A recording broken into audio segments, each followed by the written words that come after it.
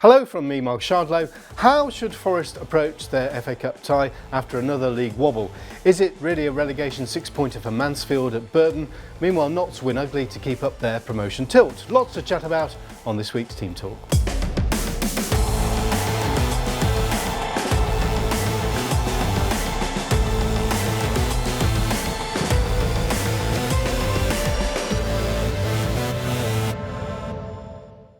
So welcome along, thanks for joining us, and let me introduce you to our guest this week. Firstly, Notts County fan, excellent pundit and current keeper at Harrogate Town in League Two, it's James Belshaw. And we've got Forest fan and podcaster Michael Temple here too. No Charlie McParland here this week, guys. You probably heard he had a sporting injury on the golf course while walking with his golf trolley. Tendon injury, had his operation, getting his stitches out today. I'm getting texts from him every day telling me the painkillers aren't working. He's going to be back, hopefully grumpy, next week. What about Forest at the weekend, James? Yeah, I think very much the old game of two halves.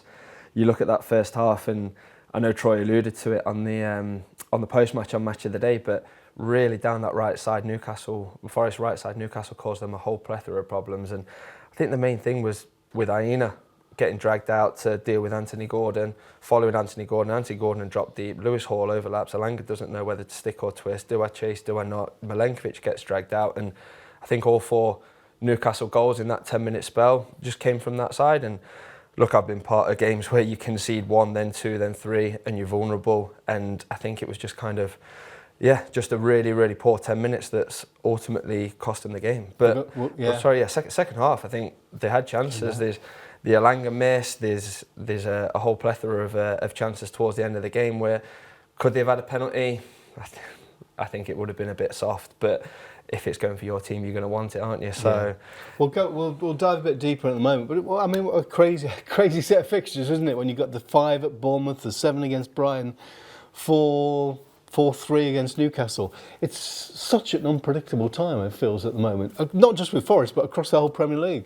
Yeah, lots of results, lots of surprises, but no one's going to give us this top 5 finish. We have to take it, and that defensive solidity, which was the bedrock of the run, just seems to have dissipated. And I think that's what we need to get back to. If we can defend first, value the clean sheets, recreate those characteristics and those performances which put us on such a good run and got us so well instilled in this top 5, then it's recoverable. But recent form suggests that something needs to improve because, as James rightly mentions, players like Aina, who've had absolute standout seasons, are having a wobble at the minute. Yeah, OK, we've got Notts County and Mansfield Town to come later in the programme, but we're going to start with Forest, who are taking on Arsenal after we've recorded this. So we're going to talk about the Newcastle game, first of all, and how much of a blow it was that they lost at Newcastle at the weekend.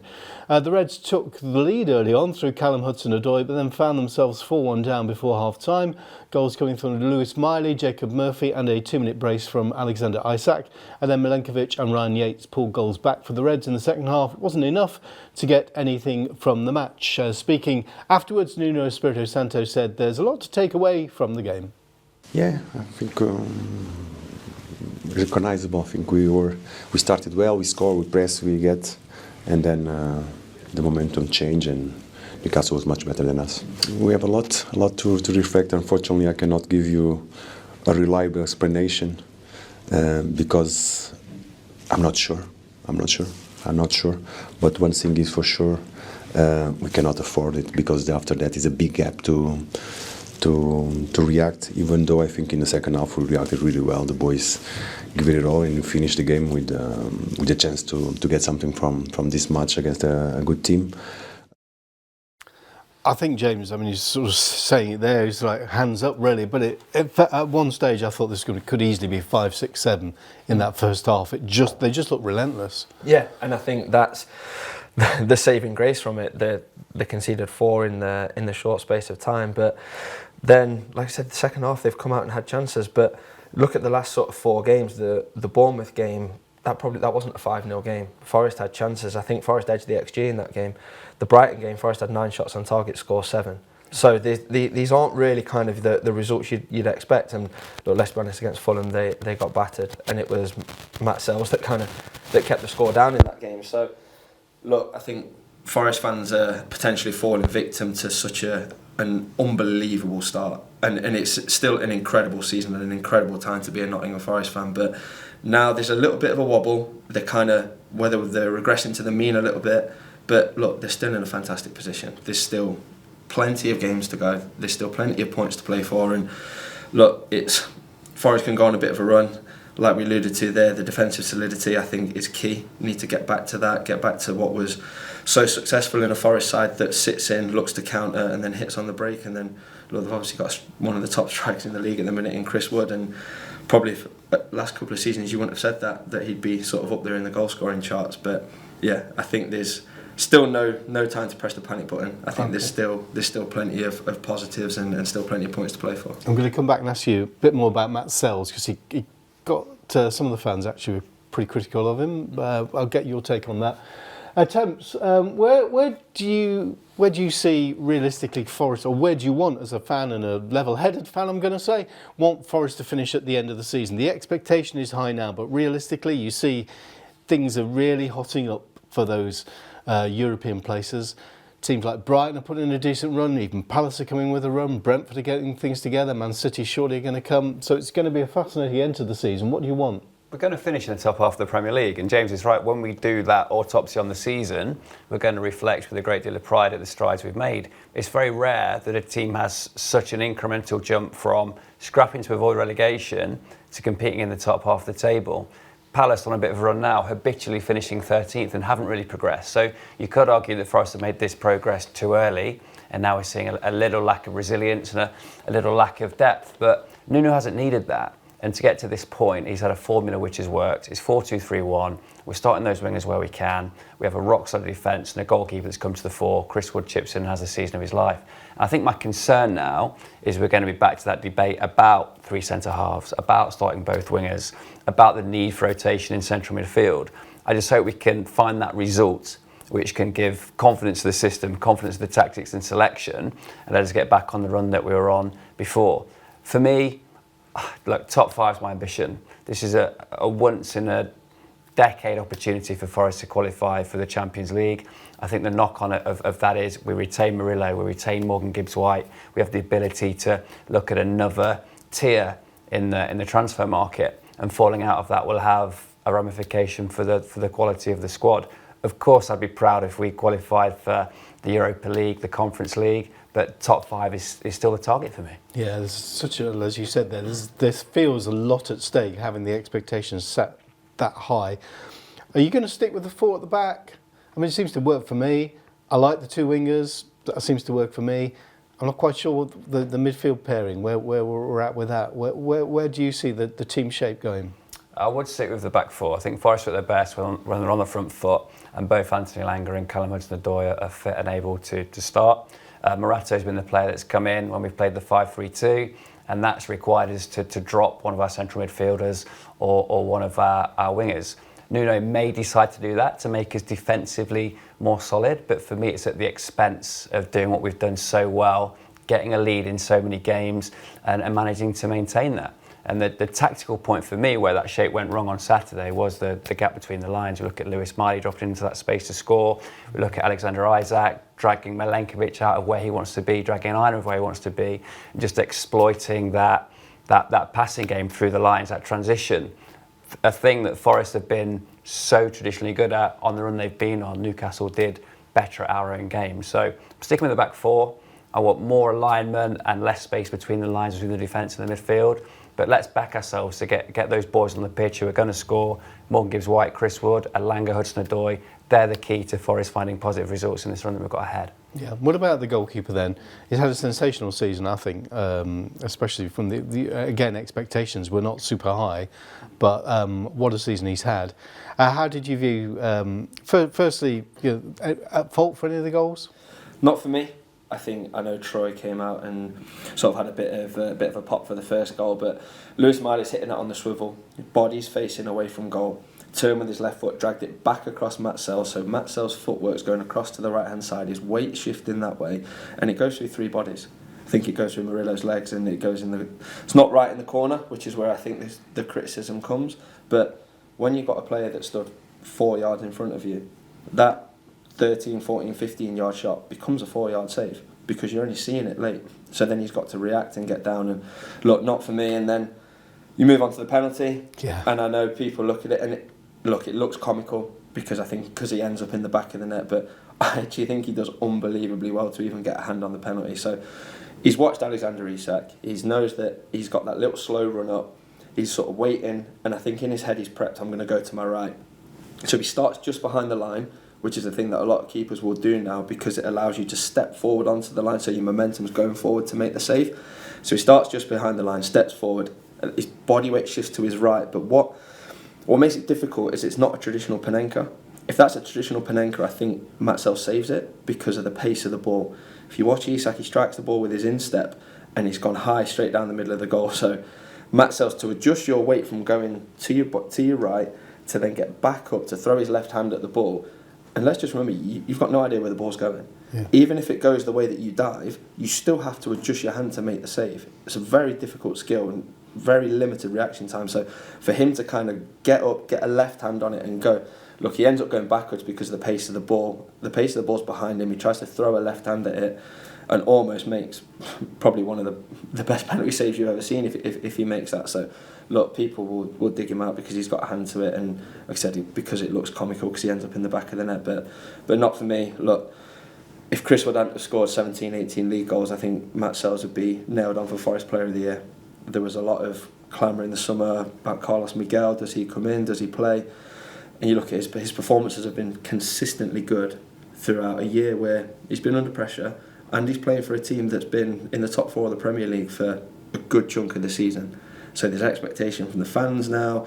Forest, like you said, they're gunning for a top 5 place in the league. Brilliant. Which is, yeah. Great analysis. Thanks, James. That's all for now.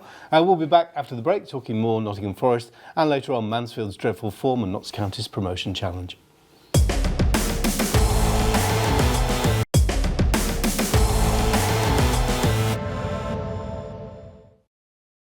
Hello and welcome back to Team Talk with myself, Mark Shardlow, joined by James Belshaw and Michael Temple today. We're going to continue our Forest chat now. Ipswich in the FA Cup at the weekend. You going?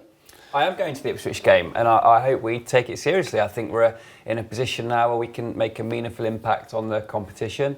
Didn't have it all our way against Exeter. I think Ipswich will take the game seriously enough. It's pretty much their hope of salvaging a decent season, and I expect to see some change, but I think we'll see more of the regular starting 11 than we did against Exeter when it was a complete rotation. It just feels a real opportunity this year. You know, when you look at no Liverpool there, no Arsenal there. There's a gap, and I think any trophy. I mean, I love the FA Cup. I don't know what you as a player thinks. You know, you're probably from a different generation to me, where I grew up on this Saturday morning FA Cup final, all that sort of lark. Do you, as a player, enjoy the FA Cup, and do you see why Prem teams put out a second 11? Yeah, I love playing in the FA Cup. Look, we got to the third round this year and we drew Leeds United at Ellen Road. So for lower league players getting to walk out at a full house at Ellen Road and play against, well, the best team in the Championship, arguably should be a Premier League side, I love it. And I think Temps is right, take it seriously, because Forest have a great chance of winning the FA Cup. And I know Forest want to compete in the Premier League, but momentum's a big thing in football. You make too many changes. I think we saw it against Exeter. Nuno would probably expect to beat an Exeter side with a rotated Forest side, but against this Ipswich team, I think you take it seriously. You play your best team. I'd play Sells. I'd play the best team and look to build some momentum, because they're playing tonight, obviously against Forest. They're playing against Arsenal, sorry, and then they've got the Ipswich game coming up. So yeah, build momentum, get a bit of form back. They've lost 3 of the last 4. So let's kind of get back to winning ways, try and beat a good Ipswich side, who I think, like you said, will take it seriously. But yeah, go for it. Try and win the FA Cup. How exhausting is it being a keeper? Because Forest, they've got the Arsenal game, they've got Man City game coming, got this Ipswich one in between. So 3 games in 10 days, 4 games in 13 days. Is that exhausting mentally as a say from a goalkeeping position? Yeah. Would you like a rest? I'm going to say no, because you don't want to give anyone else your shirt. Yeah. So you want to play in as many games as possible. But I think after a game, physically, depends how much you've had to do, but I think physically you're kind of obviously not as drained as the outfield players, but mentally, because you're constantly switched on for 90 minutes. constantly worrying, okay, what if, where's my defence, where am I positioning him? When we've got the ball up there, do we have a 3v2, do we have a spare man at the back, where are they going to break, where are their threats coming from? You're constantly analysing everything, so at the end of the game you just need that bit of a breather. But yeah, I think in terms of a goalkeeper, you need rhythm, so you need to be playing, you need to, because there's a lot of things you can't get from training. You can't get that match day sort of the decision making, the scrutiny of that of the match day. So that only comes from playing. So I think rhythm and the more games the better for me.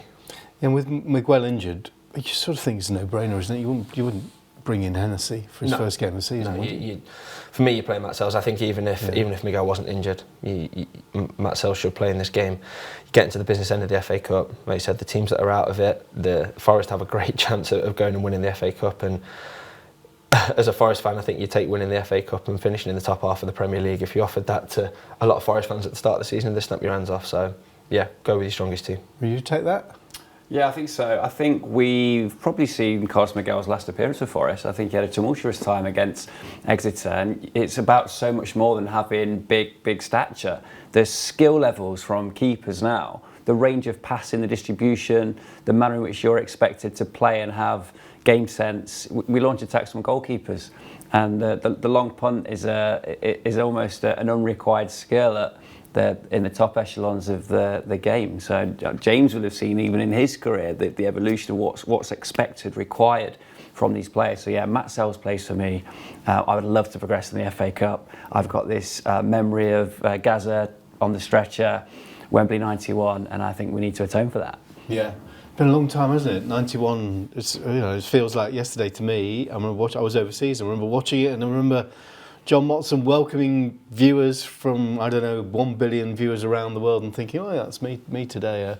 An amazing game. And then back to 59, which was sort of legendary with the Dwight and the stretcher then. So it's about time the FA Cup called back to Nottingham again, I think. Yeah, really. it's not lost on me how lucky we are as Forest fans in this moment to be where we are in the league, to be watching these players that we're watching, and having had this period of no success and meandering around the Championship with a visit to League One. So we have to enjoy where we are. But the mindset of the pro is, win a Champions League spot, we need to defend it. Yeah. We've got 12 games in which to win 19 points, to have every chance of doing that, and that will be the target on the Forest players' mind. So how are you going to make your team selection then, if you're Nuno? Are you're looking for rotation, resting? Are you thinking about who's injured, who's carrying an injury? Who are the players that you're going to protect? Yeah, I mean, his biggest risks are the players that have got managing more long-term injuries. Callum Hudson-Odoi's Achilles, for example, I don't think he can necessarily start. There's no reason why Langer couldn't start. I think Chris Wood would be keen to play. I think Morgan Gibbs-White would be keen to play. I'd expect to see a Yates, a Sangari, a Danilo come into that midfield where there is a bit of a stockpile of depth. Big decision to make at centre-half. Milenkovic and Murillo obviously the A side, but I think Morata could come in for one of those guys and perhaps manage the minutes of those starters. And of course you want to get the game won. At 2-0, 3-0, you can make changes 55, 60 minutes and have an element of rotation, but get the game won, pick the better attacking players, and yeah, let's rely on that City ground support and get past Ipswich. Yeah. What's your favourite FA Cup match? Have you got one from... You're a Notts County fan, I suppose, James. You go back to, was it Man City? Were you at the game? No, I wasn't. I was in the States at the time, but being a Notts County fan, FA Cup memories in my lifetime are sort of few and far between. Yeah. I think one that sticks out was I actually played with him, John Stead. He came to Harrogate when Notts away at Brentford at the old Griffin Park. I think Steady cut inside on his left foot and bent one into the far corner and sort of put us through. So yeah, I don't really have many sort of glorious FA Cup memories as a Notts fan, but that's one that sticks out. I know my brother and my dad went to the Man City game, so yeah, some decent enough memories. Yeah. I'd say. So with Forest, I'll go back to the Man City game back in the 70s, 4-1 when Forest were in the second tier, and Man City and all their stars were in the equivalent of the Premier League. It's a bit. I was going to say it's definitely before mine. Unbelievable. Yeah, Duncan McKenzie was a masterclass that day, and Bomber Bowyer playing there. How about you? Is it a competition that you love? It feels like we're regaining our love for the FA Cup. I think BBC and ITV are doing a great job showcasing on TV, and it feels like it's meaning something again. Absolutely right. I think terrestrial TV and having events in front of the paywall is so important for young people to be able to watch those games.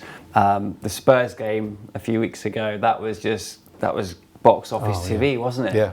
And I think those giant killings can still happen. The fitness levels of even non-league players now, the physicality of League One, League Two, Premier League players have their noses put out of place, and watching those Spurs superstars turn up as they did and be ran so close. The magic of the FA Cup lives on.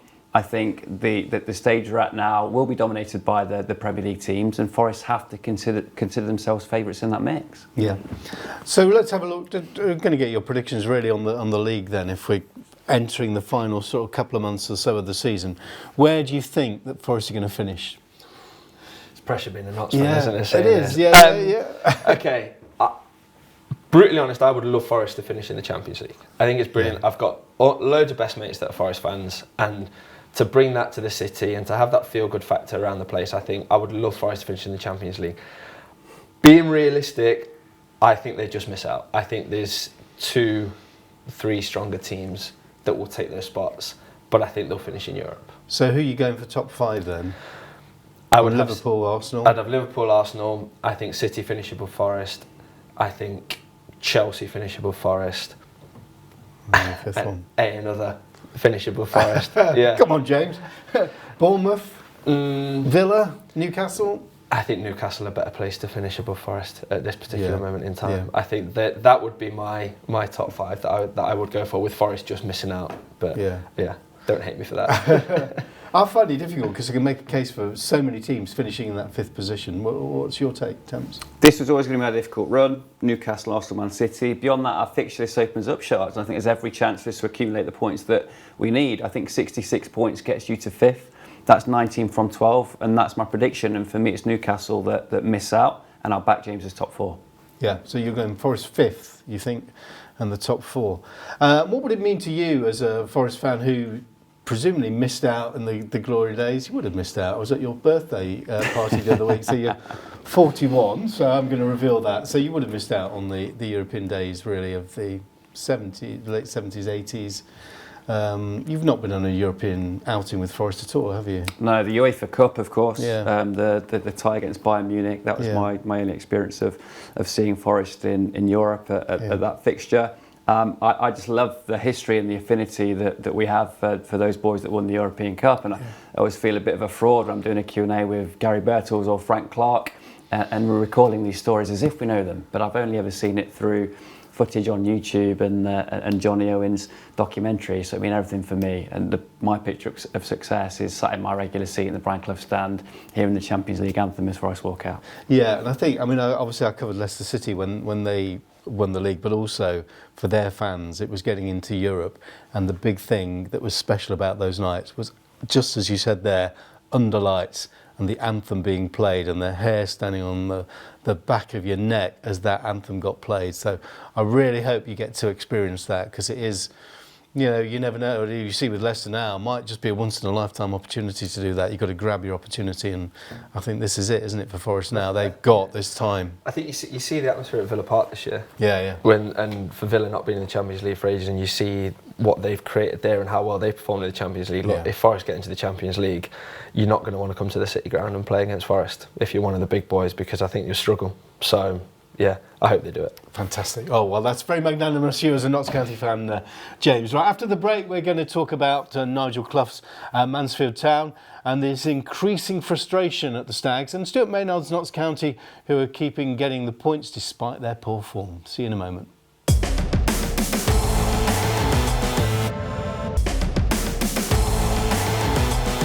Hello and welcome back to Team Talk with myself, Mark Shardlow, joined by James Belshaw and Michael Temple. On to League One now. Mansfield were beaten when they fell to defeat at home to promotion-chasing Wrexham. The Hollywood-backed visitors took the lead early on when Mansfield's Callum McDonald put the ball into his own net before he made amends 14 minutes later by evening the scoreline. It stayed level until Max Cleworth broke the deadlock in the 58th minute to secure all 3 points for Wrexham. Leaves the Stags winless since early January, and manager Nigel Clough said it was a tough defeat to take. Thought we played, especially in the first half, thought we played very well again today. But we keep getting these sort of setbacks and knocks after 2 minutes. We conceded first at Blackpool, we recovered well, and I thought we did today. Got back into the game, and going into half time, I'd say if anything we'd edged it. Yeah, it was that sort of day where you put the ball across the face of the goal and you see it's very difficult conditions for defenders, and we didn't do it enough. It was one of the few times we did it. We're getting into reasonable areas. We're coming out and playing a bit too much, which is, I think, the lack of confidence shining through. Not with the strike, I don't know, I have to look back and see the build-up. We've got to do better to stop the cross on coming from that right-hand side, or our right-hand side, but certainly not much about the finish when it just drops to him as nice as it did. I think week by week, Nigel is getting more and more frustrated on here, and again, like an early goal, like he keeps... when you're struggling, the last thing you want to give away is a goal within the first 5 minutes. They keep doing it, just on the back foot from the start. We had Bomber Bowyer, on this programme the first week in January, and his son took over Burton Albion. And I don't think Ian would mind me saying, but he was saying like he'd seen Burton the week before, and they were awful, they were hopeless, and they were odds on to get down. It needed a miracle to stay up. Well, since then, when Mansfield were challenging for a promotion spot, Burton have turned things around. They've lost one game, and Mansfield are playing them this weekend, and the Stags have drawn one and lost 9. I mean, it's phenomenal how things have changed in the course of 2 months. Yeah, it's a huge game for both teams. Burton have been on a really, really good run. Like you said, the upturn in form. I know a few of the lads there, and they sort of said before this run that things were looking pretty bleak, but look, new managers come in, and that bottom 4 looked dead and buried, whereas now you've seen the manager change. Gareth Ainsworth has gone in at Shrewsbury. They've had a bit of an upturn. There's the return of Mark Bonner and Neil Harris to Cambridge. So there's a lot of kind of change in that bottom 4. So the teams above them need to kind of be wary. And you look at that performance against Wrexham from Stags. Look, I played with Cal.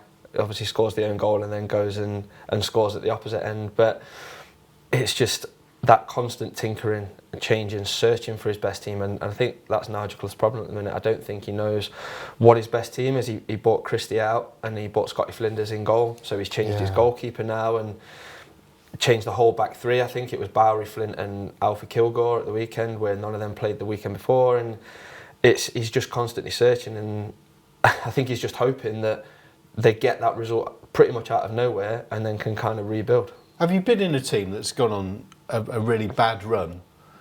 Yeah. Oh yeah. I've been in teams that have gone on bad runs, and what's it like when you go in, and how do you get over it? It's difficult because you are going into games and reflecting on kind of recent performances. We had one before Christmas. We went on a good run, then got beat by Salford in early December, and then we lost 6 on the bounce. So you're going into these games, and it's tough because that winning formula, once you get it, that momentum, it's massive in football. So trying to change things around, and you feel like everything's going against you in those sort of runs, but all it takes is one win, and then all of a sudden you get that sense of belief back, and that is massive in a changing room, and they'll need that. Stags will need the leaders to come to the forefront, and they just need to grind out a win, grind out a 1-0. And how do you react? So say you're the keeper, and I know you know Christy Pym, who lives in Nottingham as well.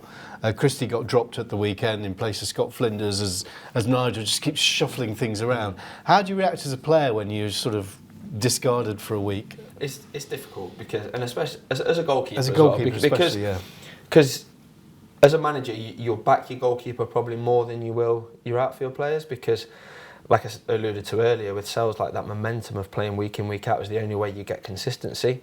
But when you're on a run as bad as you are and everyone else has changed, then you are going to look at your keeper as well. And look, I like Christie. Christie's a great goalkeeper, really, really top lad, and I think it won't be long before he's back in the side, because I think if Scotty Flinders will play, I would expect Scotty Flinders to play at the weekend, because you're probably not just going to bring him in for one game. You're probably going to give him a little run of games, but then I would expect him to be back. Wrexham did it. They dropped Arthur Okonkwo. So sometimes just take him out the firing line.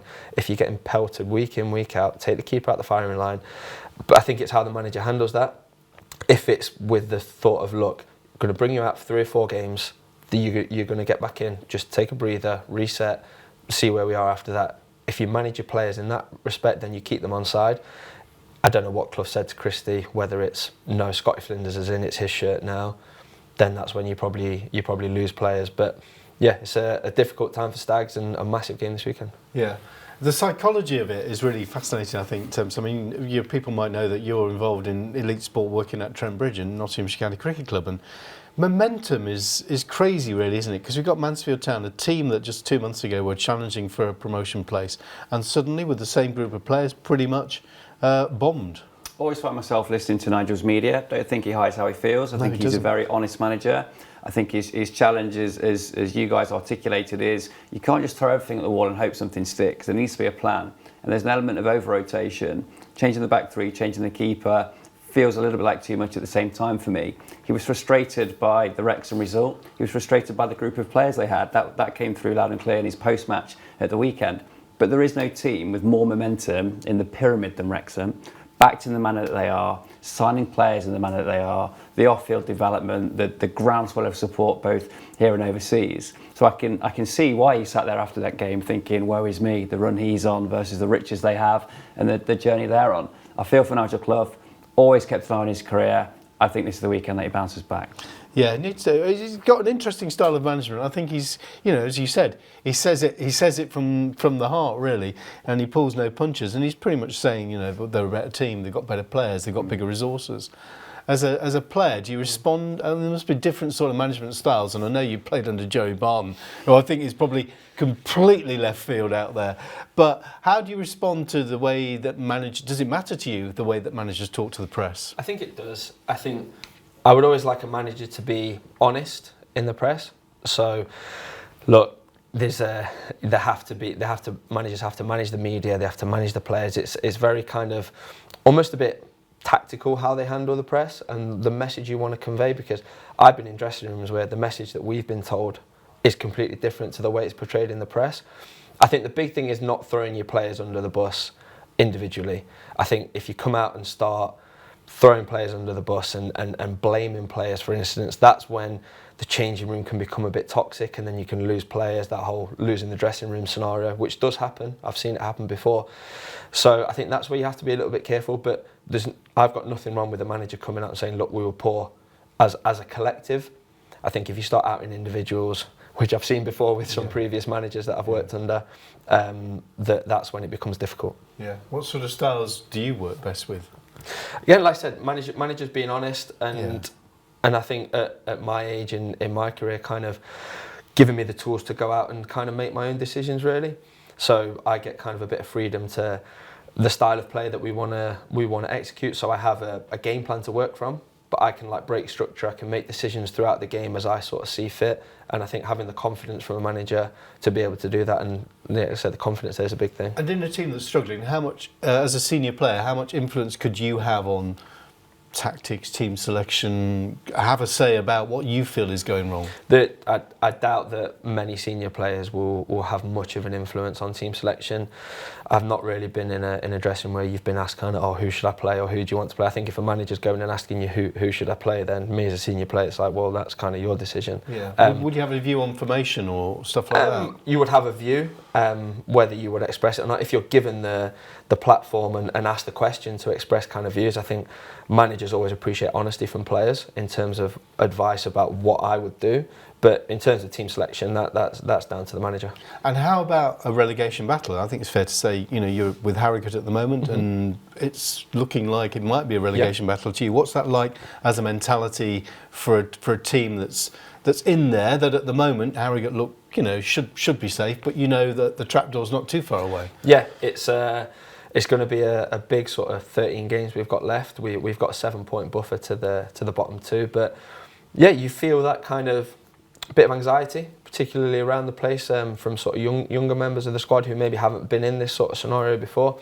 So it's about us as a core group of senior players, because there's 4 or 5 of us that have been there for the 2 promotions from the National League North to the National League and then into League 2. So there's that core group that have kind of seen the ups and downs of like I said, of football, of professional football. So it's down to us as that group to drag the team through. And look, on the pitch, I can only shout from where I am. I can't really run around and affect the game, but yeah, to try and impose kind of that leadership and a bit of calmness as well. We've got Accrington on Saturday who are down there, which will be a massive game, but it's about calmness and executing under pressure, and they're the key things that we need to do. Okay, let's have a look at the table then for the Stags. I mean, it's sort of, what we can show is only sort of mid-table. There are. I think the buffer for Mansfield is there are a number of teams between them and Burton, including teams like Exeter who are a bit free fall as well at the moment. So it's not just Mansfield who are struggling for form.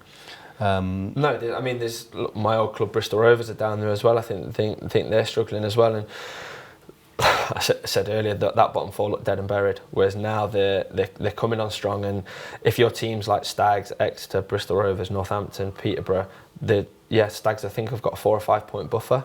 Yeah, but that can go in one weekend. Yeah. So, like I said, this game's absolutely massive. They will be looking over the shoulders, and when you're going into it on a run that they are, it's going to be difficult. But I think I'm with Temps here. I think this is the week that Clough gets a tune out of them and they pull a result. Well, that's experience, I suppose. He's an experienced manager, and he needs to pull it out now, doesn't he? He's been there before. He's a wise old guy. Yeah, I hope so. He'll have appealed for calm. I mean, his season's in tatters off the back of that run, which no one would have foreseen 10 games ago.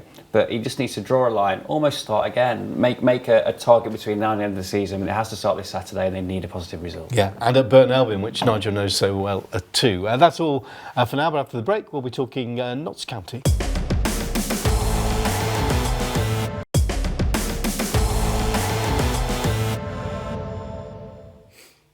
Hello, welcome back to Team Talk with myself, Mark Shardlow, joined by James Belshaw and Michael Temple today, and into League Two now. It was a more positive weekend for Notts County, who managed to come away just with a 2-1 win at home to Tranmere.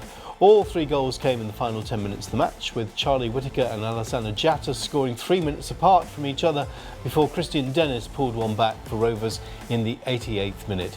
Results elsewhere mean the Pies still sit 5th in the table. Speaking after the game, head coach Stuart Maynard said he was glad to find a way to win.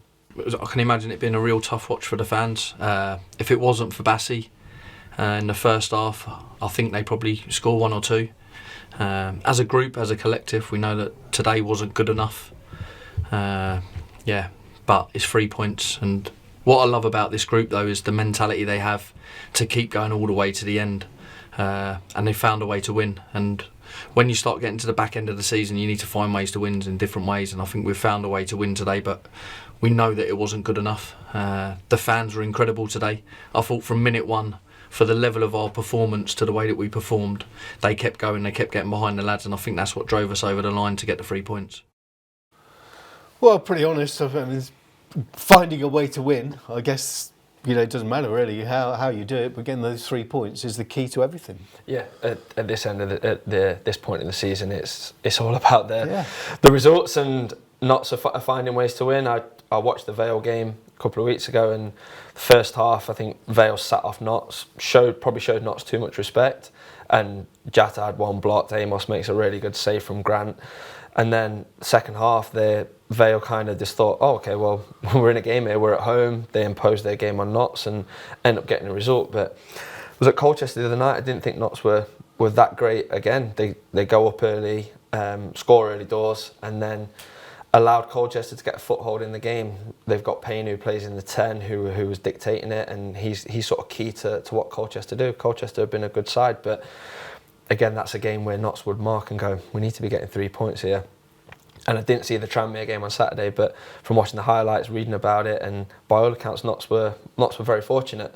Look, they're missing Didsey, missing Jody Jones, 2 big players for Notts, and I think from watching these last 3 games and the way that Stuart Maynard set Notts up, I think it's crying out for putting someone up there with Jatta. I think he's persisting with a box in midfield with the 2 10s and the 2 6s sitting deeper.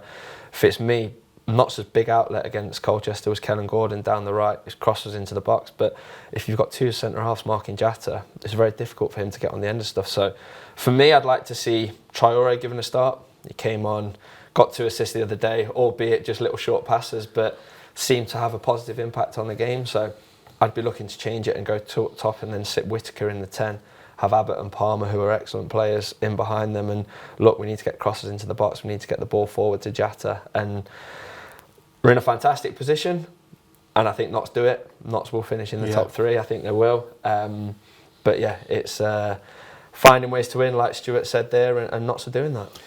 Feels there's a big opportunity this year because I don't think there's a lot of quality. I mean, you can tell me because you're playing in the league, and I hope I'm not being rude here, but I don't think the quality is there that there has been in recent seasons. You look at the teams that went up last year, Stockport, Mansfield and Wrexham were by far the 3 best teams in the league. The goals that they scored, the points tally they finished on, they blew the league away. And like Temps alluded to, the resources that particularly Wrexham and Stockport have got far outweigh any of the other sides. But it's very tight up there. Wimbledon, there's Doncaster, Bradford, Walsall are having a bit of a wobble now. They conceded 2 late goals last night to draw 2-2, and it's there for Notts. Yeah. And I think Notts have, if they can get Didsey back, if they can get Jody Jones back, then I think we've got a good chance of finishing that top 3. Because they are doing this without they lost 2 of their star players from last season. I mean, their accounts were out last week, so they made a loss of $1.5 million. So I think, the ownership group have always said that they're going to do. They want progression, but they want it to be done sensibly. And we all know that you can just splash the cash and get promotion, like the teams that you mentioned.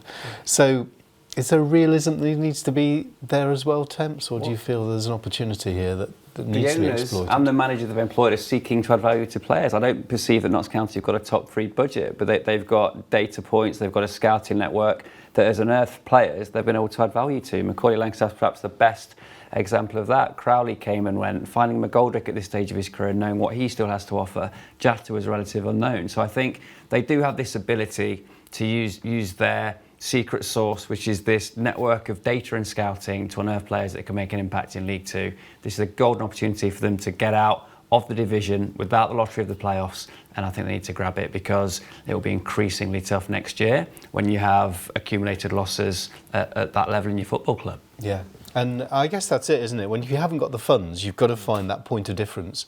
And Football Radar, the ownership group's company, seems to be that point of difference. Discovering the Crowleys, the Jody Jones, the Jattas, maybe the Traores. Well, I've seen firsthand how that works because I've seen the research on me. When I spoke to, I think it's no secret, I've spoken to Notts a few times about making it happen, and it got close but didn't quite get over the line. And I've seen the way that the Football Radar works, speaking to the goalkeeper coach at the time. So I've seen kind of... Well, tell us, how does basically it work on you? So they have 2 metrics. They have a performance metric and a value metric, and they look at where you're playing, what you've done in your career, are you currently playing. So I think the performance metrics were quite high on me when I looked at it, but I think the value side, I was a 33-year-old goalkeeper. So like you said, you look at the resale value, the progression of the club, and when you've already got Sam Slocum there, who's sort of 35, 36, do you want to bring in another goalkeeper of a similar profile? I think that's where it went down. Look, I did everything I could to make it happen at the time. I'm a boyhood Notts fan, would love to have played for the club. But it has unearthed some gems. They bought Langstaff, they bought Kedwin Scott, took a chance on Jody Jones, who's a player who's far above the level, who had some serious injuries, brings him to the club, and then he does what he did, particularly last season. He's been injured this season through no fault of his own. I think it was the Gillingham game when he got injured and he was just targeted. He was just booted from pillar to post, and that's what the teams are having to do to stop probably the best wide player in the league. Charlie, bless him, doesn't really like data. As a player, how do you view the sort of data models?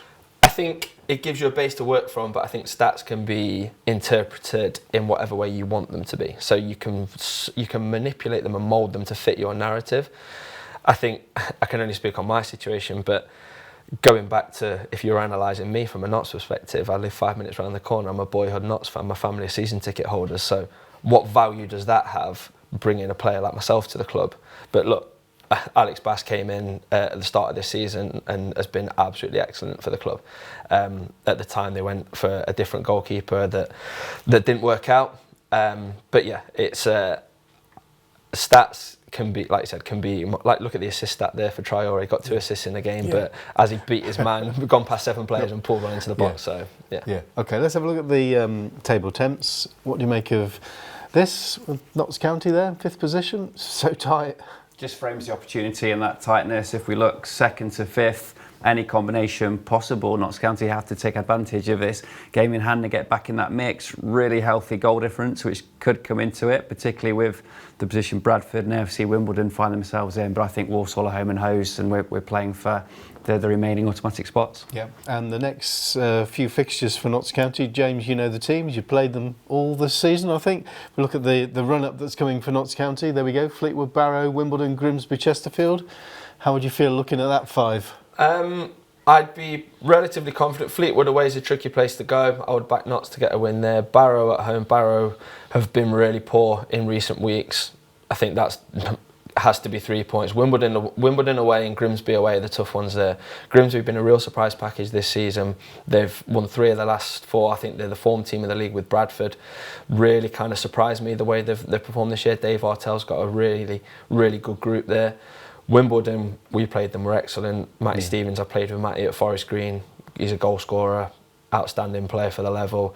And Chesney at home it's a local derby, isn't it? You would expect Notts to win that. I think Chesney have been sort of not very consistent this season. I think they're probably performing below where their fans would expect them to be. I'd be looking at a 10 to 12 point return from that to maintain the charge for the top 3. Yeah, and there's a few teams that have hit form at the same time in League 2 as well, so that's going to be a great run in as well. Yeah, definitely. Yeah, brilliant. Okay, right, time now for your weekend predictions. Starting in the FA Cup, it's a Monday night tie. Forest against Ipswich under the lights. TV cameras there. Go on then, Temps, let's start with you. It is. Forest to ring some changes, but have some of the bigger dogs playing and to ease past Ipswich 2-0. That's great. James, I guess the one thing you don't want is extra time and penalties again? And that's what I'm going for, pens. Really? I think it goes all the way. I think, look, Ipswich will come. Ipswich haven't got much to play for. They're trying to survive. They're not expected to survive. I think they go full strength. I think, depending on Nuno's team selection, I think this goes the distance. I think Forest edge it on pens. And as a keeper, do you have your water bottle and the details on the water bottle? Yeah, I do. Yeah, so when we went to Ellen Road, I had all the penalties if we managed to take it there. So I have meetings with the analyst before the game. We look at likely takers, where they're going to go, etc. So yeah, we do have all the information, but then it's just based on gut, I think, at the same time. Brilliant. Okay, Mansfield Town against Burton away on Saturday. We're saying it's a 6-pointer. How are you seeing this one? 1-0 Stags. Very confident. Nigel Clough returning to Burton Albion, although of course the old ownership of Ben Robinson is gone now. Different sort of Burton Albion. What are you viewing for this game, James? I said earlier, I think this is where Stags stop the rot. So I think there's goals. I think it's 3-2 Stags. They come out on the right side. I've got a couple of mates that play for Stags, so would like to see them get away with it. Plenty of goals there. And finally, it's Notts County against Fleetwood. Bit of a trip to the seaside. Yeah, Buckingham County are relatively free scoring, but I think they'll concede, so 2-1 County. Okay. James, you know this division better than any of us. I'm going to go 2-0 Notts. I think it becomes comfortable. I'd like to see him go with a 3-5-2, the 3 in midfield, 2 up top, but yeah, 2-0 Notts. Brilliant. Thank you very much, James Belshaw, Harrogate Town goalkeeper. Thank you very much to Michael Temple, Forest fan and podcaster. That's it for this week. Thank you too for watching. Hopefully Charlie's back on his crutches next week. Team Talk's here same time next week, and I'll see you all very soon. Bye-bye.